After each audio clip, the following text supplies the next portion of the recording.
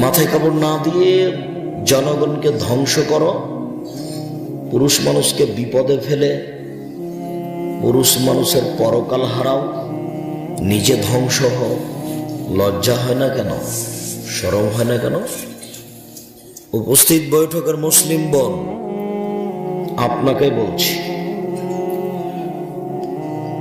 জাতির ক্ষতি করে নিজেকে সফল মনে করিয়েন না। জাতির ক্ষতি করে নিজেকে সফল মনে করিয়েন না। আপনার জন্য আমি একটা কথা বলে রাখছি, আপনি শুনে রাখেন, সহজ হবে। রাসূল সাল্লাল্লাহু আলাইহি সাল্লাম বলেছেন, জান্নাতে মহিলাদের জন্য জান্নাতের সব দরজা খোলা থাকবে, ওরা যদি 4টা কাজ করতে পারে। সব দরজা খোলা, যে কোনো দরজা দিয়ে জান্নাতে প্রবেশ করতে পারে যদি 4টা কাজ করতে পারে।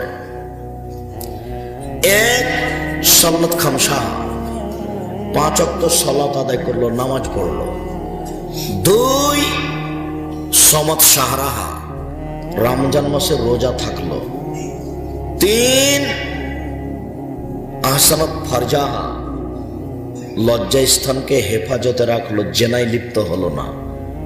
4, আতাত বালাহা, স্বামীকে মেনে চললো। এই 4টে কাজ যদি কোনো মহিলা করতে পারে তাহলে তার জান্নাতের সব দরজা খোলা।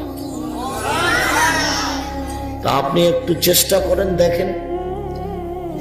1, 5 ওয়াক্ত সালাত আদায় করলো, নামাজ পড়লো। 2, রমজান মাসে রোজা থাকলো। 3, স্বামীকে মেনে চললো, তিতা লাগলেও মিঠা লাগলেও। আপনার স্বামী গালি দেয় আপনাকে, কথাই ঠিক, আমাদের করার কি আছে? কতদিন বলছি আপনাদেরকে যে বউকে মারতে হয় না, গালি দিতে হয় না, নিন্দা করতে হয় না, তবু আপনার স্বামী মারে, গালি দেয়। আপনাকে ধৈর্য ধারণ করেই থাকতে হবে, স্বামীকে মেনেই চলতে হবে। যদি মানা সম্ভব না হয় তাহলে খোলা তালাক করেন, তার সাথে থাকতে হবে না। তার সাথে থাকবেন, ও গালি দিবে, তারপরে 1 গ্লাস পানি চাইবে, তখন গ্লাসটার সামনে ঠেকুস করে রেখে দিয়ে চলে যাবেন। এভাবে হবে না, তাকে মেনেই চলতে হবে। যেহেতু তিতা লাগুক মিঠা লাগুক তাকে মানতেই হবে, অতএব অভিমান করে এভাবে পানি দেওয়ার প্রয়োজন নেই। অভিমান করে বাপের বাড়ি গিয়ে 2 মাস 4 মাস থাকার প্রয়োজন নেই। কষ্ট করে হলেও, ত্যাগ করে, তিতিক্ষা করে, যে কোনো মূল্যে স্বামীকে মেনেই চলতে হবে। 4, জেনায় লিপ্ত হওয়া হবে না, জান্নাতের সব দরজা খোলা। একথা আমি বলিনি, একথা মুহাম্মদ সাল্লাল্লাহু আলাইহি ওয়াসাল্লাম বলেছেন। আপনাদের সাথে আমার আরেকটা কথা, তারপর আমরা আলোচনায় চলে যাই। একটা হলো বউকে নিয়ন্ত্রণ করতে হবে কিভাবে, তা একটু বললাম। অবশ্য আল্লাহ রাসূল এই কথাও বলেছেন, বউ নিয়ন্ত্রণ করতে গিয়ে, যে বউকে কখনো কটু কথা বলো না।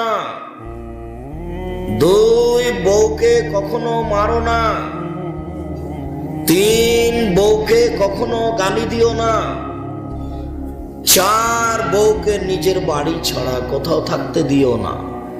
চাচির বাড়ি যেতে পাবে না, খালার বাড়ি যেতে পাবে না, ফুফুর বাড়ি যেতে পাবে না, মায়ের বাড়ি যেতে পাবে না, জরুরি প্রয়োজন ছাড়া বাড়ি ত্যাগ করতে পারে না। বাজার যেতে পারে কি করে?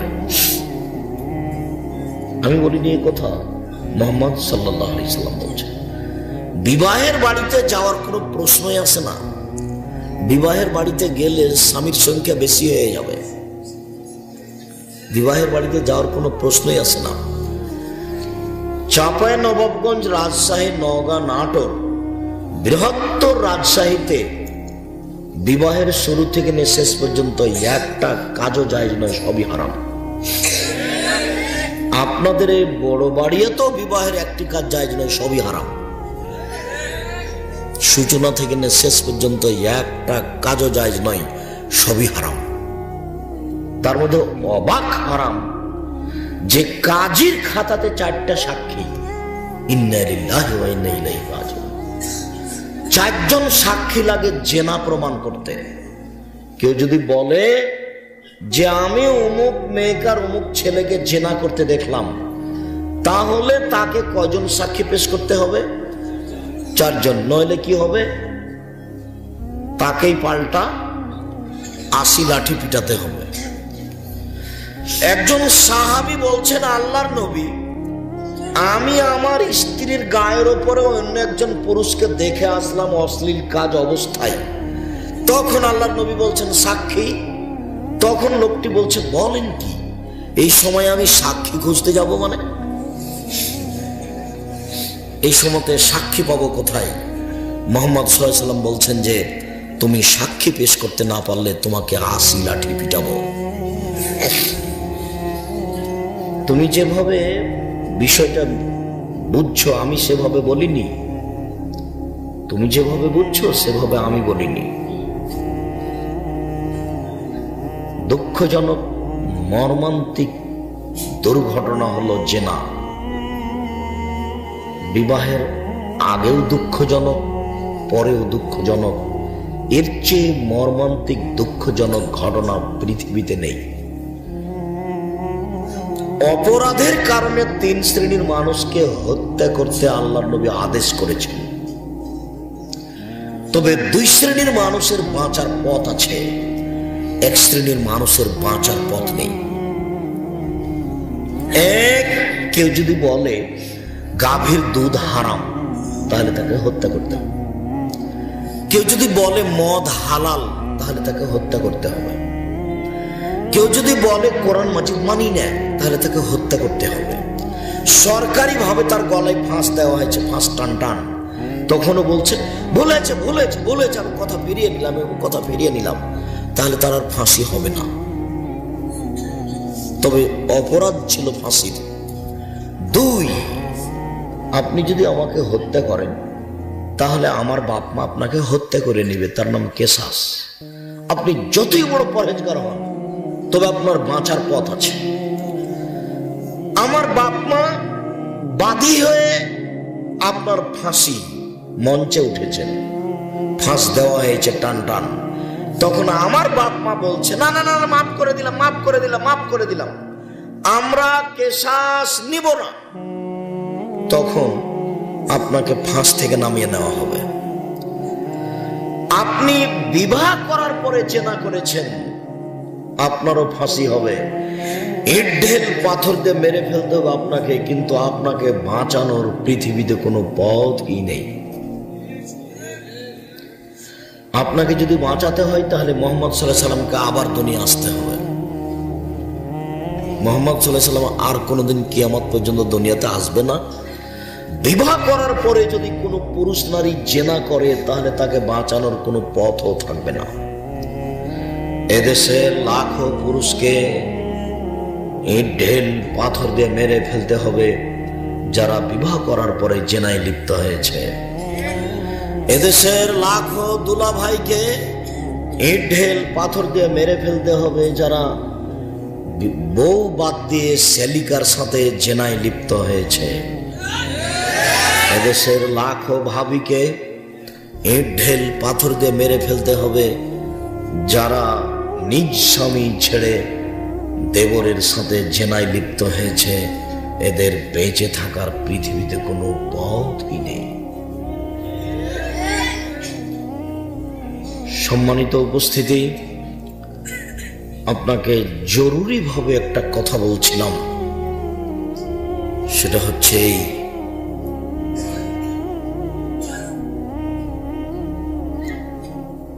পুরুষ হিসেবে নিজেকে বাঁচানোর তাগিদে পরিবার কন্ট্রোল করার চেষ্টা করুন। পুরুষ হিসেবে নিজেকে জাহান্নাম থেকে বাঁচানোর জন্য পরিবারকে শক্তভাবে কঠোর হাতে কন্ট্রোল করুন। আপনাকে এখানে আরেকটি কথা বলে আমি সামনের দিকে যাচ্ছি। আপনার খুব ভালোভাবে জানা আছে, পৃথিবীর সবচেয়ে দামি মহিলা আয়েশা, উনি বলছেন, আমরা এক সফর থেকে আসছিলাম, আস্তে আস্তে আমার গলার হার হারিয়ে গেল, আমার হার খুঁজে পায় না, এখানে পানি নেই, উজু করতে পারি না, তায়াম্মুম সালাত আদায় করতে পারি না। তায়াম্মুমের তখন বিধান অবতীর্ণ হয়নি, এটাই প্রথম। জনগণ বিপদে পড়ে গেল। জনগণ আবু বকর সিদ্দিককে গিয়ে বলল, আপনি জানেন কি ঘটেছে? আবু বকর সিদ্দিক বললেন, কি ঘটেছে?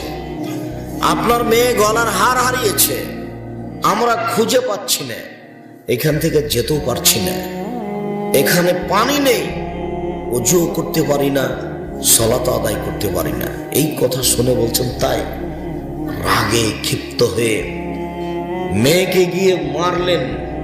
আয়েশা বলছেন, ফাল্লাকা জানি লাকজাদান শাদীদা, আমার কোমরের উপরে এত জোরে কয়েকটা কিল মারলেন, আমার স্বামী আমার উরু রানের উপরে মাথা দিয়ে না ঘুমালে আমি মায়ের কারণে দূরে সরে যেতাম, তিনি আমাকে এত জোরে মারলেন। আমি আগে দৃশ্যটা নকল করি। যেই সময়ে আবু বকর বেটিকে মারছেন, মেয়েকে মারছেন, ওই সময়ে মেয়ের উরু রানের উপরে মাথা দিয়ে জামাই ঘুমিয়ে আছেন। আমাদের এদেশের স্বাভাবিক নিয়মে বাপ যদি দেখেন যে মেয়ের উরু রানের উপরে মাথা দিয়ে জামাই ঘুমিয়ে আছে, তাহলে বাপে একটু নজর পড়ার পরে মুখটা ঘুরিয়ে নিয়ে চলে যাব। এটা হলো এদেশের গতি।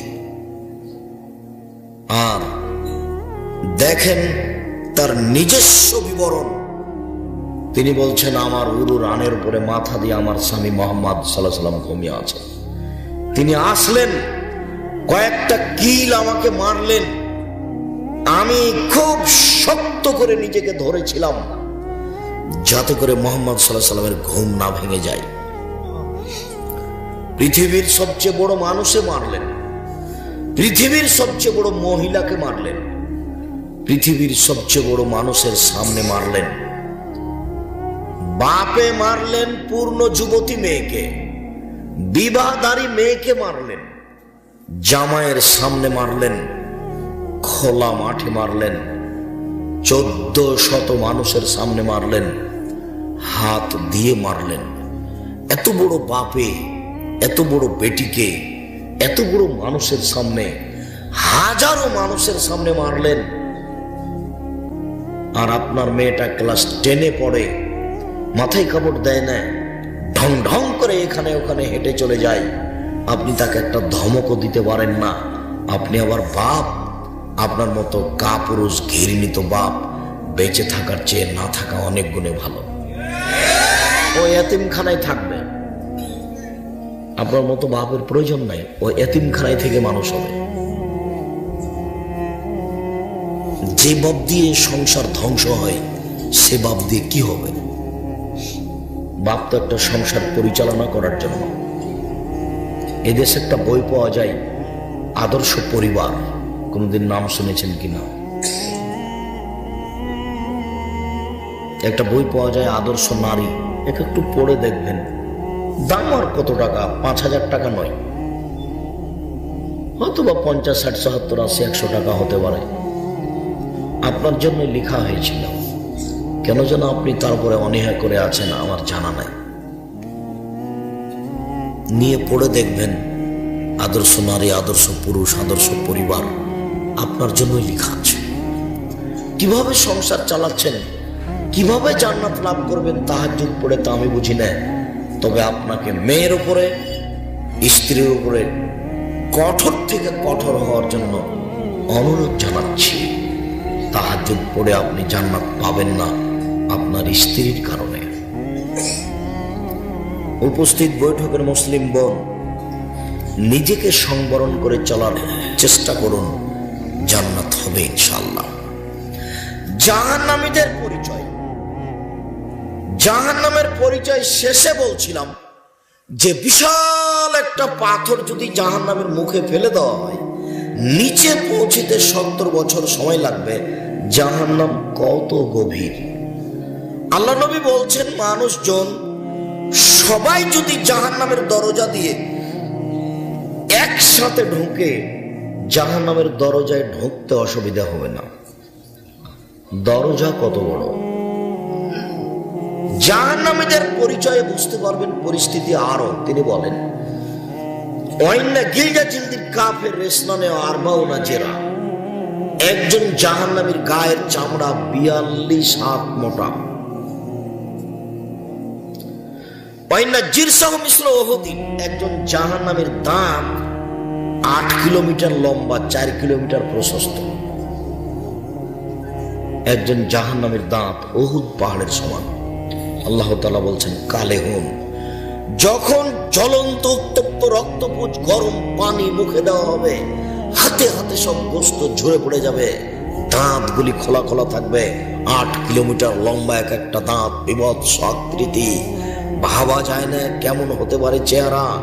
আল্লাহুম্মা ইন্নী আউযু বিকা মিন আযাবি জাহান্নাম, আউযু বিকা মিন আযাবিল কবর, আউযু বিকা মিন ফিতনাতিল মাসীহিদ দাজ্জাল, আউযু বিকা মিন ফিতনাতিল মাহইয়া ওয়াল মামাত, আল্লাহুম্মা ইন্নী আউযু বিকা মিনাল মাসাম ওয়াল মাগরাম, আল্লাহুম্মা ইন্নী আউযু বিকা মিন আযাবি জাহান্নাম।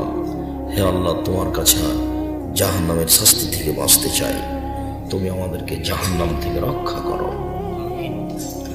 কবর যত কঠিন, কিয়ামত তার চেয়ে অনেক বেশি কঠিন।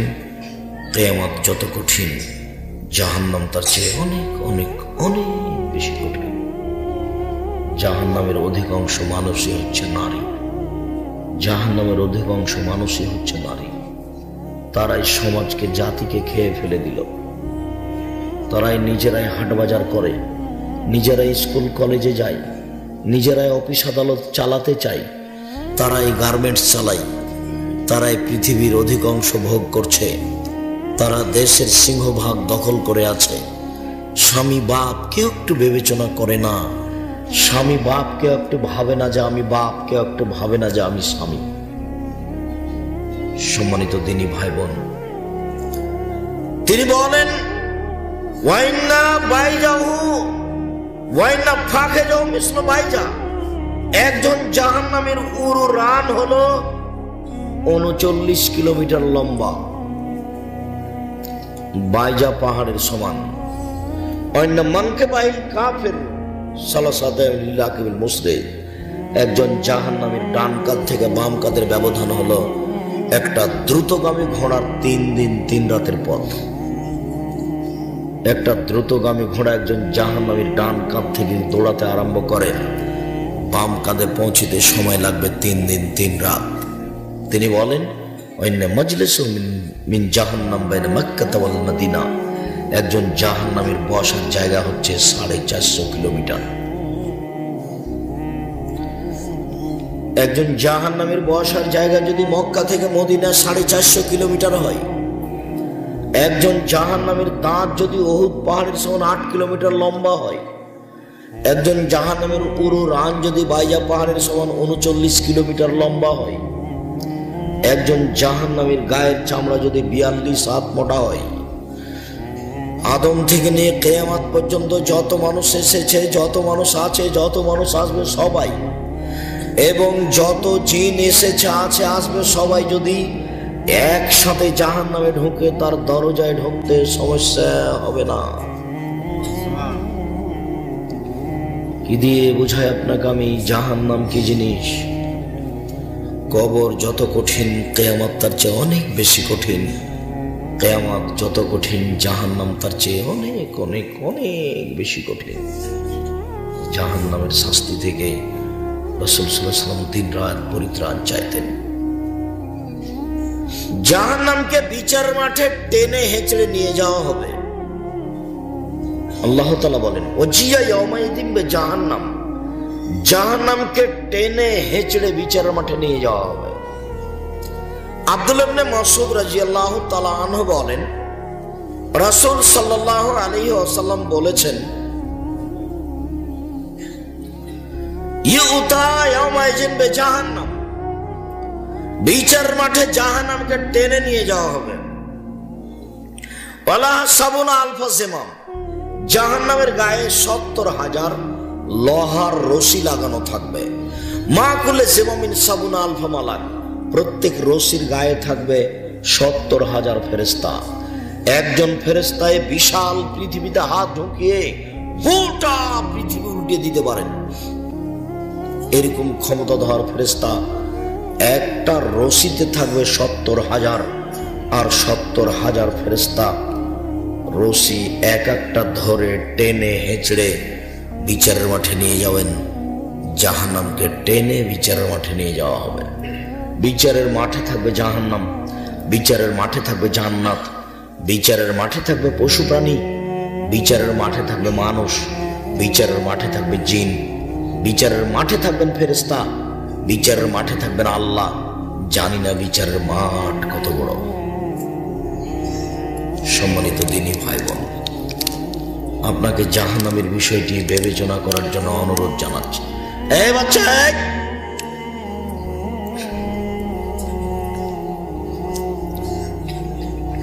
একটু খেয়াল করবেন, কয়েক মিনিট বাচ্চা যেন আপনার পাশ থেকে না ওঠে। আপনার সামনে দিয়ে হেঁটে গেলে আপনি ওইদিকে খেয়াল করলে আর আমার কথাটা ধরে রাখতে পারবেন না। এইটা প্রোগ্রামের জন্য এনারা যে কতদিন গেলেন, আজকে বসে আছেন 1-1.5 ঘন্টা থেকে। আজকে আমি জানি না কি স্বার্থ তাদের, আমি জানি মনে করছি এটাই স্বার্থ যে আপনারা আসবেন, দুটা কথা শুনবেন, এটাই স্বার্থ। আমার মনে হচ্ছে এটাই। এইখানে আর এই প্রোগ্রামটা করে যদি মনে করি যে টাকা মেরে খাবে, কি বা খাবে, কি আছে? ধরে নিতে পারি যে দিন একটু কোরআন হাদিস শোনানোর উদ্দেশ্য, নাকি এটাই উদ্দেশ্য। আর কয়েক দিন গেছেন, সে 2-1 জন নয়, 12 জন 14 জন। একটা দিন বের করাও খুব কঠিন, খুবই কঠিন। কত ত্যাগ তিতিক্ষা করে, কত শ্রমের বিনিময়ে আমি আসলাম, আর আপনার স্ত্রী এসেছে ঢং ঢং করে আবার চলে গেছে। দেখেন, ওর জজ কোর্ট আছে না হাইকোর্ট আছে, যে দেখবেন ও টিভি চালু করে বসে আছে। তার মানে ও খারাপ নয়, আপনার স্বভাব খারাপ। নিজের কারণে সংসার মায়ের খেয়েছে। আত্মমর্যাদা ভাববেন যে আমার একটা আত্মমর্যাদা আছে, আমি মানুষ, আমার বউ আমার কথাতে চলে, আত্মমর্যাদা ভাববেন। আপনি গরিব মানুষ, আপনার গরিবী হালাতে আত্মমর্যাদা থাকতে হবে। আপনার ঘরটা কুঁড়ে ঘর, একটা ঘর কুঁড়ে ঘর, একটা টিউবওয়েল দেওয়া আছে, ওইখানে আপনার বউ থাকবে, আপনি থাকবেন, এইটুকু আপনার আত্মমর্যাদা। কারো 5তলা বিল্ডিং এ যাবে না, কেননা এইটা চালিয়ে দিয়ে যদি ওখানে যেতে চাই, তাহলে ও কি থাকতে দিবে? ও তো থাকতে দিবে না। তাহলে আপনি আর আপনার স্ত্রী এখানে বসবাস করবেন নিজ মান মর্যাদা নিয়ে, সারাদিন ভ্যানে কাজ করবেন, 500 টাকা পেয়েছেন, স্বামী স্ত্রী পরামর্শ করে সুন্দরভাবে ভদ্র হয়ে নিশ্চিন্তিত ভাবে বসবাস করবেন এখানে কুঁড়ে ঘরটাতে। সবচেয়ে ভালো থাকার চেষ্টা করবেন, কোনো মাতাসের টেনশন নাই। যে যত ঝামেলায় আছে, সামাজিক দায়িত্ব আছে, তার ঝামেলা অনেক বেশি। সম্মানিত দিনী ভাই বোন, জাহান্নাম কথা বলতে পারে, এটা একটা অবাক। আল্লাহ তাআলা বলছেন, যতবার জাহান্নামে মানুষকে দেওয়া হবে, তখন আল্লাহ তাআলা বলবেন, হালিম তালা, জাহান্নাম তুমি কি পূর্ণ? জাহান্নাম তুমি কি পূর্ণ? তখন জাহান্নাম বলবে, হালমি মাজিদ, আর কি কিছু আছে? তার মানে মানুষ দিয়ে জাহান্নাম পূর্ণ হবে না। বুখারীর হাদিসে এসেছে, ফাওয়াজা কাদামাউ, তখন আল্লাহ তাআলা তার পাটা জাহান্নামের মুখে ঢুকিয়ে দিবেন। ফায়ানজাবি বাজা বাজান, তখন জাহান্নামের কিছু অংশের সাথে একবারে চেপা লেগে আঁটো সাঁটো হয়ে একবারে খাটো হয়ে যাবে, আর মুখে বলবে, কত কত কত, যথেষ্ট যথেষ্ট যথেষ্ট, আর লাগবে না। একটু আগে বলল, আর কি কিছু আছে? এখন বলছে আর লাগবে না। কথার ভাব মনে হয় বুঝতে পারছেন না। আল্লাহ যখন মানুষকে জাহান্নামে দিবে, তখন আল্লাহ নিজেই জাহান্নামকে বলবেন, জাহান্নাম তুমি কি পূর্ণ? তখন জাহান্নাম বলবে, আর কি কিছু আছে? এদের কথা বলছে। তখন আল্লাহ তার পাটা ঢুকিয়ে দিবেন। তখন জাহান্নাম পূর্ণ হয়ে যাবে, খাটো হয়ে যাবে, চেপা লেগে যাবে, একটা আর একটার মধ্যে ঢুকে যাবে, আর মুখে বলবে যথেষ্ট, যথেষ্ট, যথেষ্ট। জাহান্নাম কথা বলতে পারে। আবু হুরায়রা রাদিয়াল্লাহু তাআলা আনহু বলেন, তাহাজ্জাতিন নার ফাতাকুলা বিমা উসিরতু বিল মুতাজাব্বিরিনিল মুতাকাব্বিরিন। জাহান্নাম বিচারের মাঠে আল্লাহর সাথে তর্ক লাগিয়ে দিবে। জাহান্নাম নিচে আল্লাহর সাথে ঝগড়া লাগিয়ে দিয়ে বলবে, আমার ভিতরে স্বৈরাচারী, স্বেচ্ছাচারী, অহংকারী, বদমেজাজি কেন? আমার ভিতরে ফেরাউন, ইন্দিরা গান্ধী, ভিক্টোরিয়া মহারানী এলিজাবেথ কেন? স্বৈরাচারী, স্বেচ্ছাচারী, বদমেজাজি, বড় বাড়িয়ার জোর করে জমি দখল করা লোকটা, জালেম লোকটা কেন? এটা জাহান্নাম বলবে। এক জমি ক্ষমতার দাপটে, দলীয় দাপটে 17 বার বিক্রি করে, 7 বার বিক্রি করে সেই জালেম আমার ভিতরে কেন? এটা জাহান্নামের অভিযোগ। দলীয় দাপটে এক জমি 3 বার বিক্রি করে, টাকা নিয়ে জমির রেজিস্ট্রি দেয় না, ক্ষমতা দেখায়, মানুষকে পরোয়া করে না, ও হলো জালেম। চট করে একটা কথা মনে পড়লো, একটু মনে রাখবেন, জালেমের বিচার দেরিতে হবে বিচারের মাঠে। ভালো মানুষের বিচারের সময়সীমা কত মিনিট বলতে পারেন? 5-7 মিনিট। মানে আল্লাহ নবী মিনিট উল্লেখ করেননি, বলেছেন যে ভালো মানুষের বিচারের সময়সীমা হলো 1 ওয়াক্ত ফরজ সালাত আদায় করতে যত সময় লাগে। তাহলে আমরা ধরে নি জোহরের বা আসরের বা মাগরিবের সালাত, মাগরিবের 3 রাকাত সালাত আদায় করতে কত সময় লাগতে পারে? 5 মিনিট, 7 মিনিট। এইটা হলো একজন ভালো মানুষের বিচারের সময়সীমা। আর মানুষটা যদি জালেম হয়, জালেম মানে সুদ খায়, যে সুদ খায় সেও জালেম, ওর বিচার দেরিতে হবে কেন?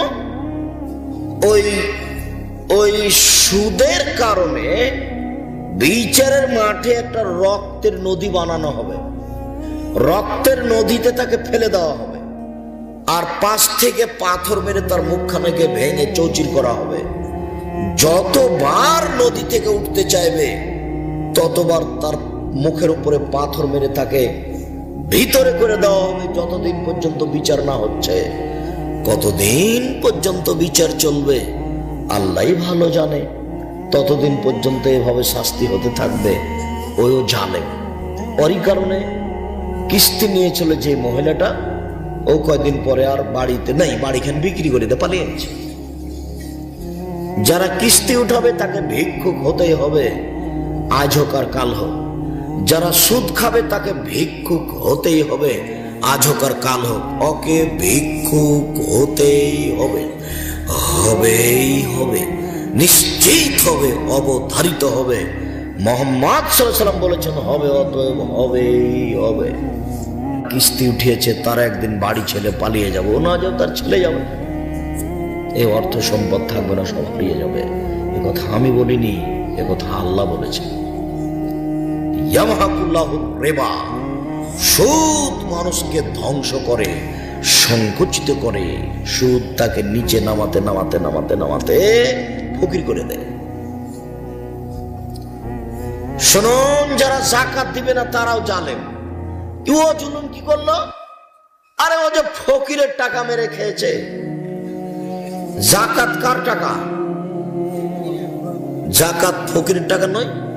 যাকাত কি মানুষ ধনী মানুষকে দেয় না ফকির মিসকিনকে দেয়? তো যাকাত তো ফকির মিসকিনের টাকা। তো যে যাকাত দিল না, ও ফকির মিসকিনের টাকা মেরে খেলো, সেই জন্য ও জালেম। তার বিচারের দৃশ্য মনে হয় কোনোদিন খেয়াল করেছেন কিনা, যে ওর টাকা পয়সাটা সাপ বানানো হবে, সাপ বানিয়ে তার গলায় জড়িয়ে দেওয়া হবে, মুখে ছবল মারবে।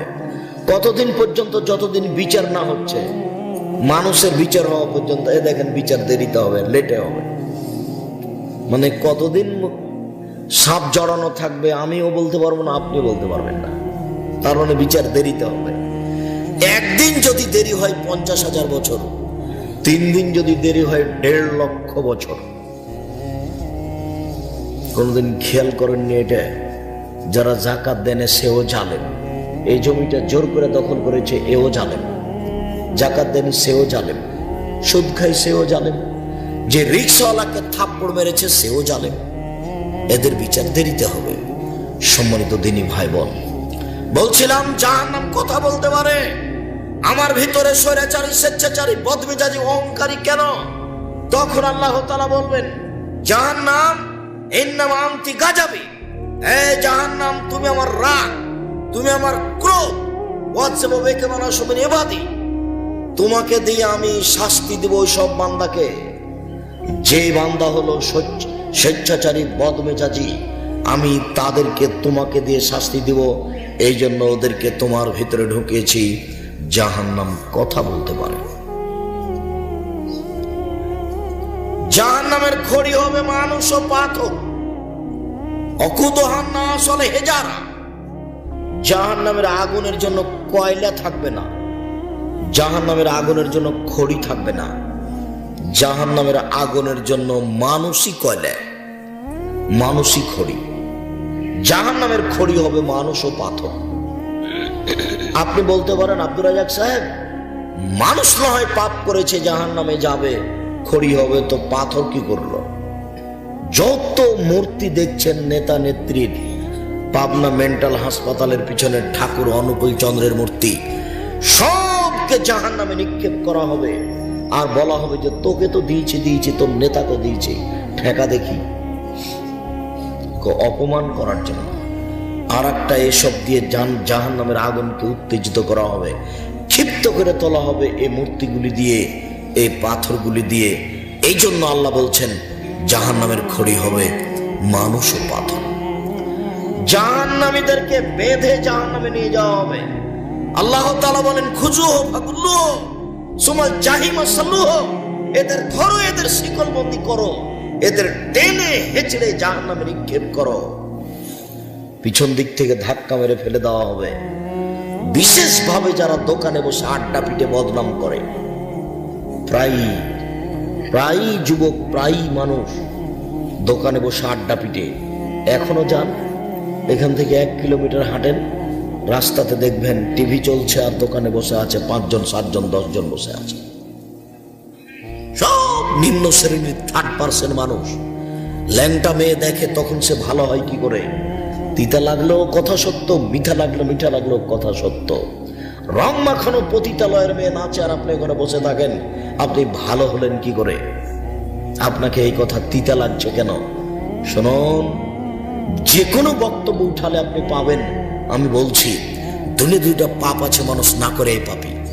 দুনিয়াতে 2টা পাপ আছে মানুষ না করে এই পাপী। এক, কেউ যদি কাউকে বলে আসো জুয়া খেলি, খেলেইনি, খালি বলেছে আসো খেলি, তাহলে কি করতে হবে?